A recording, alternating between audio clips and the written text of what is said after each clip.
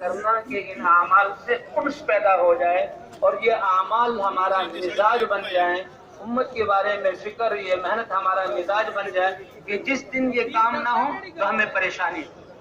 جیسے آج ہم چائے کے اور کھانے اور پینے کے عادی ہیں کہ کھانا پینا نہیں گے تو کمزوری محسوس ہوتی ہے، ایسے جو ہے 40 دن ان اعمال کو کرنا۔ بلکہ ہمارے حاجی مشتاق صاحب تو بتایا کرتے تھے اور بڑوں کا قول نقل کرتے تھے کہ جس دن ان اجتماعی اعمال میں سے کوئی عمل چھوٹ جائے تو آدمی کو اتنا افسوس ہو کہ دوبارہ اس وقت کو شروع کیا جائے، تاکہ 40 دنوں میں سے کوئی دن بھی ان اعمال سے جو ہے 40 دن کے اعمال کا اہتمام، اس میں انسان کی طبیعت اور مزاج کے بدلنے میں کافی دخل ہے۔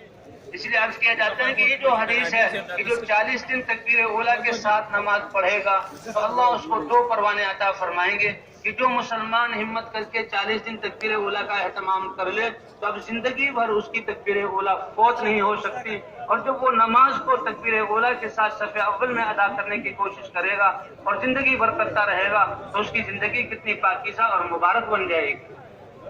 اس کی زندگی پاکیزہ اور کتنی مبارک بن جائے گی۔ اس لیے ہم مشورے کے بعد اب